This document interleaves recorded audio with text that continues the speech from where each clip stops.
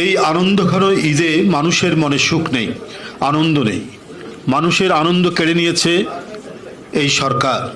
মানুষের ঘরে খাবার নেই। উচ্চ মধ্যবিত্ত ও মধ্যবিত্তরাও এখন অর্থনৈতিকভাবে কোণঠাসা, আর সীমিত আয়ের মানুষ, নিম্ন আয়ের মানুষ একেবারে ধ্বংসের দ্বার প্রান্তে। তারাও কোরবানি করার, উচ্চবিত্ত এবং মধ্যবিত্তর মানুষরাও কোরবানি করার সামর্থ্য হারিয়ে ফেলেছে। কোরবানির পশুর হাটে ক্রেতা কম, যারা আছেন বেশিরভাগ সরকারি দলের লুটেরা, অবৈধ অর্থের মালিকরা। দেশের প্রতিটি ক্ষেত্রেই চরম অরাজক পরিস্থিতি বিরাজ করছে। শেয়ার বাজার থেকে আরম্ভ করে পাড়া মহল্লায়, কাঁচা বাজার পর্যন্ত প্রতিটি সেক্টরেই সিন্ডিকেটের দৌরাত্ম্যে অসহায় সাধারণ জনগণ। লাগামহীন নিত্যপণ্যের বাজারে গরুর মাংসের কেজি 800 টাকার নিচে নয়। ঈদে খাবার প্রস্তুতে যে সমস্ত ব্যবহৃত মশলা, যেগুলো কাজে লাগে কোরবানিতে মাংস রান্না করতে এবং অন্যান্য যে সমস্ত উৎসবের জন্য যে রান্নাগুলো বিশেষভাবে হয়, যুগ যুগ ধরে যেটি হয়ে এসছে, শতাব্দীর পর শতাব্দী যেগুলো হয়ে এসছে, সেগুলো, সেই সমস্ত যে উপকরণ, খাদ্যের যে উপকরণ, মশলা, এটা তো শুধু আকাশ ছোঁয়া না, আমাদের গ্যালাক্সি পর্যন্ত পার হয়ে যেতে পারে। এলাচের কেজি 4000 টাকা, লবঙ্গের কেজি 2000 টাকার কাছাকাছি, দারুচিনির কেজি প্রায় 600 টাকা, তেজপাতার কেজি 300 টাকা। জনগণ যেন এক খাদ্য পণ্যের মূল্য বৃদ্ধির আগ্নেয়গিরির উপর বসে আছে। শশার কেজি 120 টাকা, কাঁচামরিচ 260 টাকা, করলা কেজি প্রতি 70 টাকা। অর্থাৎ শুধু মাছ মাংসই নয়, শাক সবজিতেও 1000 ভোল্টের বিদ্যুৎ প্রবাহিত হচ্ছে। দেশের সবকটি ব্যাংক এখন প্রায় দেউলিয়া। শুধু ডলার সংকটই নয়, ব্যাংকগুলোতে নগদ টাকার সংকট তীব্র থেকে তীব্রতর হয়ে উঠেছে। এমনকি ঈদের সময়ও ব্যাংকে গিয়ে গ্রাহকরা চাহিদা মতো নগদ 5000 টাকাও তুলতে পারছেন না। ডলার সংকটের কারণে ব্যবসায়ীরা এলসি খুলতে পারছে না, বুথে টাকা নেই। একটি ভয়ঙ্কর একটি অশনি সংকেত যে বুথে কার্ড চার্জ করে যেটা টাকা পাওয়া যায়, সেখানে টাকা নেই। ভয়ঙ্কর রকম তারল্য সংকটে ব্যাংকগুলো মুখ থুবড়ে পড়ার মতো অবস্থা। শুধু ডলার সংকটই নয়, ব্যাংকগুলোতে নগদ টাকার সংকট তীব্র থেকে তীব্রতর হয়ে উঠেছে। এমনকি ঈদের সময়ও ব্যাংকে গিয়ে গ্রাহকরা চাহিদা মতো নগদ 5000 টাকাও তুলতে পারছেন না। ডলার সংকটের কারণে ব্যবসায়ীরা এলসি খুলতে পারছে না, উচ্চ শিক্ষার জন্য শিক্ষার্থীরা বিদেশ যেতে পারছে না, ব্যাংকগুলোকে অনিরাপদ করে তোলা হয়েছে, ব্যাংকের লকার থেকে গায়েব করে দেয়া হয়েছে গ্রাহকদের শত শত ভরি স্বর্ণ। এমনকি গ্রাহকদের জন্য বাংলাদেশ ব্যাংকের ভল্টও এখন নিরাপদ নয়। রপ্তানি বাণিজ্যে চরম হতাশা। বিভিন্ন দেশের সঙ্গে বাণিজ্য বৈষম্য বেড়েই চলছে। বর্তমান দেশ সম্পূর্ণ আমদানি নির্ভর, দেশি বিদেশি ঋণের ভারে জর্জরিত। এই হলো দেশের আর্থিক পরিস্থিতি। স্বাধীনতা, সাফল্য, সমৃদ্ধি আর গণতন্ত্রের মহানায়ক শহীদ প্রেসিডেন্ট জিয়াউর রহমান 74-এর দুর্ভিক্ষ পীড়িত বাংলাদেশকে অর্থনৈতিকভাবে স্বাবলম্বী করে দেশে চাল, চিনি রপ্তানি শুরু করেছিলেন। দেশনেত্রী বেগম খালেদা জিয়ার সরকারের সময়ে বাংলাদেশ এশিয়ার ইমার্জিং টাইগারে পরিণত হয়েছিল। শেখ হাসিনা আর তার মাফিয়া চক্রের দুর্নীতি, লুটপাটের কারণে সেই বাংলাদেশ বর্তমানে আবার তীব্র অর্থনৈতিক সংকটে। দেশের সামাজিক ও অর্থনৈতিক ক্ষেত্রে চরম অরাজকতা। পরিস্থিতি সামাল দিতে মাফিয়া সরকার এখন ভিক্ষার ঝুলি নিয়ে বিভিন্ন দেশে ঘুরছে। সাংবাদিক বন্ধুরা, 90 স্বৈরাচার বিরোধী আন্দোলনের প্রেক্ষাপটে রচিত একজন প্রখ্যাত পেইন্টার, শিল্পী, তিনি দেশ আজ বিশ্ব বেহায়ার খপ্পরে একটি স্লোগান দিয়ে তিনি একটি কার্টুন এঁকেছিলেন, একটি ছবি এঁকেছিলেন। গণতন্ত্রকামী মানুষের মনোযোগ কেড়েছিল। বর্তমান প্রেক্ষাপটে সেই স্লোগানটি আরো বেশি প্রাসঙ্গিক হয়ে পড়েছে। পাশাপাশি দেশ আজ নির্লজ্জ তাবেদার এক সেবাদাসের খপ্পরে। এই কথাটা কেন বললাম? কারণ অবৈধ ক্ষমতা লিপ্সার কারণে গণতন্ত্র, মানবাধিকার, ভোটের অধিকার হারিয়ে জনগণ আজ নিজ দেশেই যেন পরাধীন এবং বন্দী।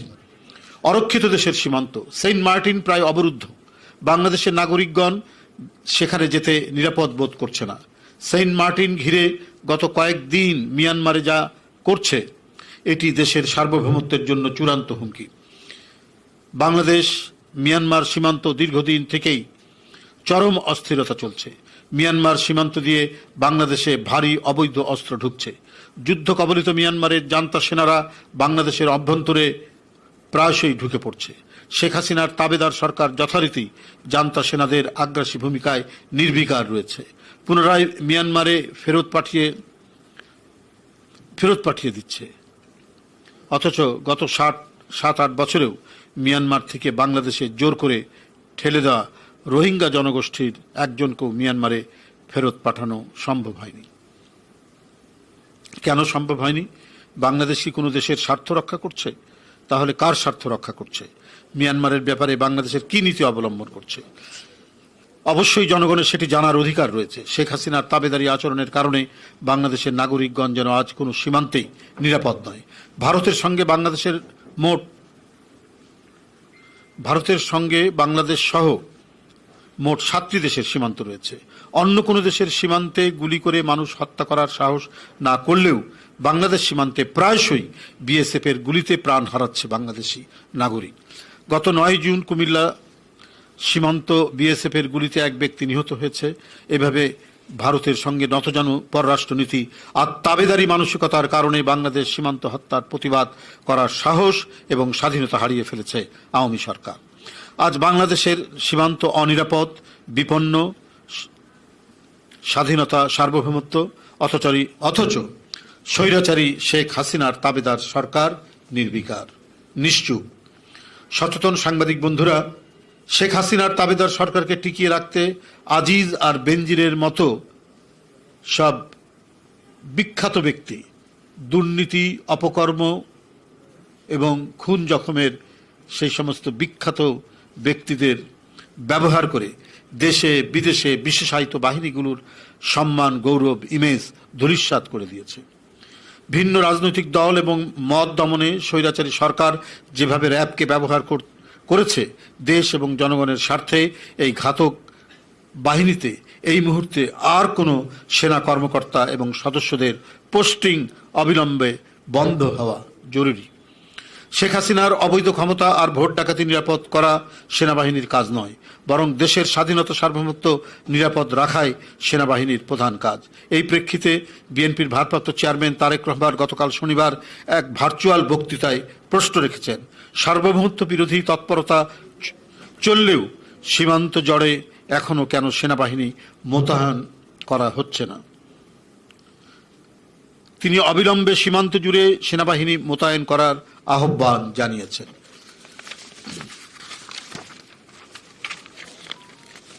বন্ধুরা, বিনা ভোটে রাষ্ট্র ক্ষমতা কুক্ষিগত করে রাখতে পুলিশ, জনপ্রশাসন এবং বিভিন্ন শ্রেণী পেশার লোভী দুর্নীতিবাজদের নিয়ে ভোট ডাকাত শেখ হাসিনা একটি মাফিয়া সিন্ডিকেট গড়ে তুলেছে। এই মাফিয়া চক্র প্রতিবার তাদের প্রধান পৃষ্ঠপোষক শেখ হাসিনাকে ভোট ডাকাতি করে ক্ষমতা নবায়ন করতে সহযোগিতা করে। অপরদিকে ভোট ডাকাত সরকার মাফিয়া চক্রকে অবাধ দুর্নীতি এবং লুটপাটের সুযোগ করে দেয়। এটি জনগণের কাছে স্পষ্ট। খুনি দুর্নীতিবাজ আজিজ, আনার, বেনজির চক্র শেখ হাসিনার মাফিয়া চক্রের এই প্রোডাক্ট। এরাই মাফিয়া সরকারের প্রতিচ্ছবি। চিহ্নিত ভোট ডাকাত শেখ হাসিনাই বেনজিরদের সকল অবৈধ ক্ষমতার উৎস। দেশে গুম, খুন, অপহরণ, ভোট ডাকাতি সহ যাবতীয় অপকর্মের জন্য বেনজির ছিল খুনি সরকারের অন্যতম প্রধান বিশ্বস্ত হাতিয়ার। শেখ হাসিনা নিজেই আজিজ, বেনজির সহ এই মাফিয়া সিন্ডিকেটের প্রধান পৃষ্ঠপোষক। দেশের প্রায় সকল প্রতিষ্ঠানের শীর্ষ পদেই আজিজ কিংবা বেনজিরের মতো দুর্নীতিবাজদের বসিয়ে ভোট ডাকাত হাসিনা প্রতিবারই তার বিনা ভোটের সরকারের মেয়াদ নবায়ন করে চলেছে। বেনজিরের নজিরবিহীন রিপোর্ট যেভাবে গণমাধ্যমে প্রকাশিত হয়েছে, তদন্ত করলে দেখা যাবে সাবেক প্রধান বিচারপতি, দুদকের সাবেক প্রধান নির্বাচন কমিশনার কিংবা অনেক বর্তমান শীর্ষ কর্মকর্তার পাহাড়সম দুর্নীতির তথ্য একইভাবে বেরিয়ে আসবে। কারণ হাসিনা নিজেই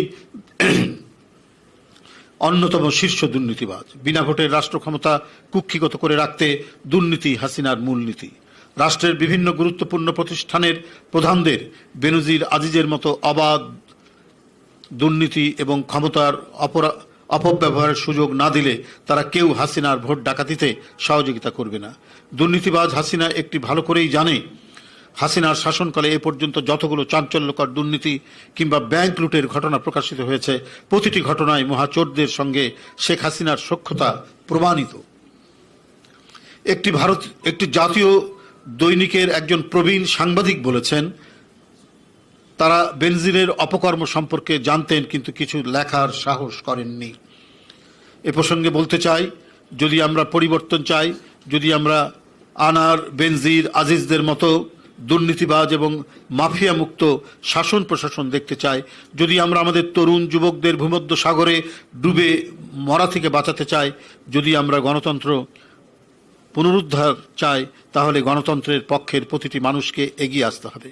গণতন্ত্রের মানবাধিকার, ভোটের অধিকার প্রতিষ্ঠার আন্দোলন করতে গিয়ে বিএনপি সহ গণতন্ত্রের পক্ষের রাজনৈতিক দলের অসংখ্য নেতাকর্মী গুম, খুন, অপহরণের শিকার হয়েছে। মিথ্যা কিংবা গায়েবী মামলায় সারা দেশে লক্ষ লক্ষ নেতাকর্মী প্রতিনিয়ত হয়রানির শিকার হচ্ছেন। অনেকেই মাসের পর মাস ঘর ছাড়া, তারপরেও বিএনপি রাজপথ ছাড়েনি। গণতন্ত্রের পক্ষের রাজনৈতিক দলগুলো রাজপথ ছাড়েনি। সাংবাদিক বন্ধুগণ, দেশকে মাফিয়াতন্ত্রের কবল থেকে মুক্ত করার দায়িত্ব বিএনপি কিংবা একক কোনো রাজনৈতিক দলের নয়। মাফিয়া চক্রের কবল থেকে দেশকে পুনরুদ্ধার করতে হলে ভয়কে জয় করে প্রতিটি শ্রেণী পেশার মানুষকে ঘর থেকে বেরিয়ে আসতে হবে। যিনি যা জানেন সাহসের সঙ্গে প্রকাশ করতে হবে। শেখ হাসিনার পৃষ্ঠপোষকতায় সৃষ্ট আওয়ামী লীগ আরও 4 ডামি এমপির সিন্ডিকেট মালয়েশিয়ায় পাঠানোর নাম করে জনগণের পকেট থেকে 20,000 কোটি টাকা লুটে নিয়ে 17,000 মানুষকে নিঃস্ব করে ফেলেছে। এই মানুষগুলো মালয়েশিয়ায় যেতে পারেনি, উল্টো মালয়েশিয়া থেকে 61,000 বাংলাদেশি ফিরে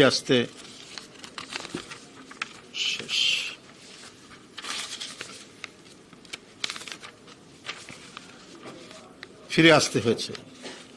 লুটেরা সিন্ডিকেটের প্রধান পৃষ্ঠপোষক প্রধানমন্ত্রী নাকি বাংলাদেশকে সিঙ্গাপুরের মতো উন্নত করে ফেলেছে। তাহলে মালয়েশিয়া যাওয়ার জন্য হাজার হাজার মানুষ কেন জায়গা, জমি, জিরাত কিংবা সর্বশেষ সম্বল বিক্রি করে এখন সর্বহারা? কেন বিদেশ যেতে মরিয়া হয়ে ভূমধ্য সাগরে সলিল সমাধি ঘটছে অসংখ্য তরুণ যুবকের? সাংবাদিক ভাই ও বোনেরা, আপনাদের অনেকেরই মনে আছে 2018 সালের কোটা বিরোধী আন্দোলনের সময় প্রধানমন্ত্রী কোটা প্রত্যাহারের আশ্বাস দিয়েছিল। এখন আবার আদালতকে ব্যবহার করে আবারও সেই কোটা ব্যবস্থার পুনর্বহাল করেছে। এটা সম্পূর্ণরূপে কোমলমতি ছাত্রদেরকে তামাশা করা, সবকিছুতেই সরকারের নিয়ন্ত্রণে, সরকারের কবজায়, সরকারের হুকুমে উঠবস করে। আইন, প্রশাসন, আদালত, তো সবাই তো জানে এটা একটা খেলা খেলেছেন শেখ হাসিনা সাধারণ কোমলমতি ছাত্রছাত্রীদেরকে। উনি দেখবেন বলে কায়দা করে আবার আদালতকে দিয়ে তিনি এটা বহাল করেছেন। মানে একটা চরম ধাপ্পাবাজি করেছে সরকার সাধারণ ছাত্রছাত্রীদের সাথে। এটা স্পষ্টই শিক্ষার্থীদের সঙ্গে প্রতারণা। এই সরকার প্রতারক বলেই জনগণের সঙ্গে ধোঁকাবাজি করছে। কোটা কখনো মেধার বিকল্প হতে পারে না। বিএনপির ভারপ্রাপ্ত চেয়ারম্যান বলেছেন, চাকুরির কোটার ব্যাপারে ছাত্র তরুণদের দাবি অবশ্যই ন্যায্য এবং যৌক্তিক। জনগণের রায়ে বিএনপি সরকার গঠন করতে পারলে অবশ্যই ছাত্র তরুণদের যে কোনো যৌক্তিক এবং ন্যায্য দাবি বাস্তবায়ন করবে। একই সঙ্গে প্রতিবন্ধীদের বিষয়টিও রাষ্ট্র অবশ্যই গুরুত্ব সহকারে বিবেচনা করবে। যদি আমরা ঐক্যবদ্ধ থাকি, সিদ্ধান্তে অবিচল থাকি, অচিরেই একটি নিরপেক্ষ সরকারের অধীনে অবাধ, সুষ্ঠু, নিরপেক্ষ নির্বাচনের মাধ্যমে জনগণের কাছে জবাবদিহিতামূলক সরকার গঠিত হবে ইনশাল্লাহ। শেষ প্যারা। বন্ধুরা, দেশের রাজনীতি, অর্থনীতি, ন্যায়নীতি, নৈতিকতা, ধর্মীয়, সামাজিক মূল্যবোধ সকল ক্ষেত্রেই চূড়ান্ত অবক্ষয় ঘটেছে। শেখ হাসিনার অবৈধ ক্ষমতা লিপ্সার কারণে চরম বিপর্যয় দেশ এবং জনগণ। দেশের এমন চতুর্মুখী সংকটকালে আর বসে থাকার সময় নেই। Mother of democracy Begum Khaleda Zia বলেছিলেন, ওদের হাতে গোলামির জিঞ্জির, আমাদের হাতে স্বাধীনতার পতাকা। এটা যে আজকে কতখানি সত্য সেটা আজকে প্রমাণিত। আজকে যেমন একদিকে সীমান্তে বিএসএফ কর্তৃক রক্তাক্ত করা বাংলাদেশিদের হত্যার ব্যাপারে বিএনপি যেমন প্রতিবাদ মুখর, তেমনি আজকে মিয়ানমারের আগ্রাসী ভূমিকার ব্যাপারেও বাংলাদেশ জাতীয়তাবাদী দল বিএনপি একই রকম এর তীব্র নিন্দা এবং এটির প্রতিবাদ জানাচ্ছে। স্বাধীনতার পতাকার মর্যাদা রক্ষা করতে চাইলে তাবেদার অপশক্তির কাছ থেকে দেশ উদ্ধার করার বিকল্প নেই। অন্যথায় সেদিন আর বেশি দেরি নয়, যেদিন আমাদেরকে হয়তো মাতৃভূমিতেই ফিলিস্তিনিদের ভাগ্যবরণ করতে হবে। আজকে লেন্দুব দর্জির ন্যায় আমাদের সরকার প্রধানের তাবেদারির কারণে আজ বাংলাদেশের স্বাধীনতা সার্বভৌমত্ব বিপন্ন। লাখো প্রাণের বিনিময়ে মুক্তিযোদ্ধারা বাংলাদেশ স্বাধীন করেছিলেন। 1971 সালের মুক্তিযুদ্ধ ছিল দেশের স্বাধীনতা অর্জনের জন্য, আর এবারের মুক্তিযুদ্ধ দেশ এবং জনগণের স্বাধীনতা রক্ষার জন্য। অতএব গণতন্ত্রের পক্ষের শক্তি, বাংলাদেশের পক্ষের শক্তির প্রতি উদাত্ত আহ্বান। দেশের স্বাধীনতা রক্ষার আন্দোলনে চলমান লড়াই শরিক থাকুন। মাটি দেশ আজ সংকটে। ডামি সরকারের পৃষ্ঠপোষকতায় গড়ে ওঠা মাফিয়া চক্রের বিরুদ্ধে রুখে দাঁড়াতে না পারলে দেশ এবং জনগণের স্বাধীনতা থাকবে না। আমরা কিবগুয়েটের আবরার কিংবা ফরিদপুরের মধুকালীর আসাদুলের মতো অসহায় নির্মম মৃত্যু চাই না। তাহলে আসুন আমরা মাতৃভূমির স্বাধীনতা রক্ষার আন্দোলনে 71-এর মুক্তিযোদ্ধাদের মতো চরম ত্যাগ স্বীকারের জন্য আবারও প্রস্তুত হই। স্লোগান তুলি, আমার অধিকার, আমার দেশ, টেক ব্যাক বাংলাদেশ। আল্লাহ হাফেজ। সকালকে ধন্যবাদ আপনাদের। এর মধ্যেই তো সব কথা হবে।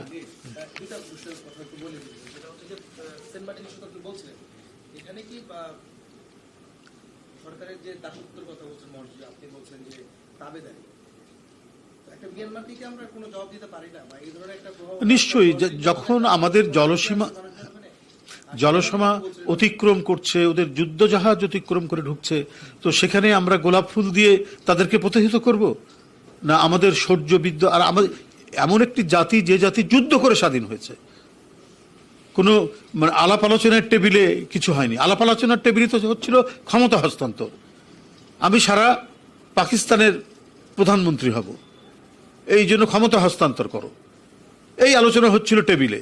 আর জনগণ প্রস্তুতি নিচ্ছিল যুদ্ধে। আলটিমেটলি যুদ্ধের মাধ্যমে স্বাধীন হওয়া বাংলাদেশ। অর্থাৎ আমাদের যে সামরিক শৌর্যের যে একটা ঐতিহ্য, সে ঐতিহ্য আমাদের রয়েছে।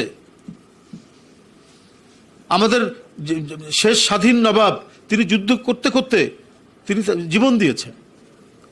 এদেশের এক মহান স্বাধীনতা সংগ্রামী, স্বাধীনতার ঘোষক, আন্তর্জাতিক চক্রান্তে যারা আমাদের দেশের স্বাধীনতা চায় না, যারা আমাদেরকে তাবেদার রাখতে চায়, তাদের প্রতি তিনি সোচ্চার ছিলেন। যেমন বেগম খালেদা জিয়া সোচ্চার, যেমন দেশনায়ক তারেক রহমান সোচ্চার, শহীদ জিয়াউর রহমান সোচ্চার ছিলেন। এই জন্যই তাকে জীবন দিতে হয়েছে। আজকে যদি তারা ক্ষমতায় থাকতেন তাহলে এর উপযুক্ত জবাব দিতে পারতেন এবং উপযুক্ত কূটনৈতিক তৎপরতার মধ্যে যে সমস্ত সমস্যাগুলি রয়েছে, যেমন রোহিঙ্গা সমস্যা, এগুলো সমাধান করতে পারতেন। তার ঐতিহ্য তো আমাদের আছে, তার ইতিহাসও তো আমাদের আছে, যে শহীদ রাষ্ট্রপতি জিয়াউর রহমানের আমলে এবং বেগম খালেদা জিয়ার আমলে একই পরিস্থিতি হয়েছিল।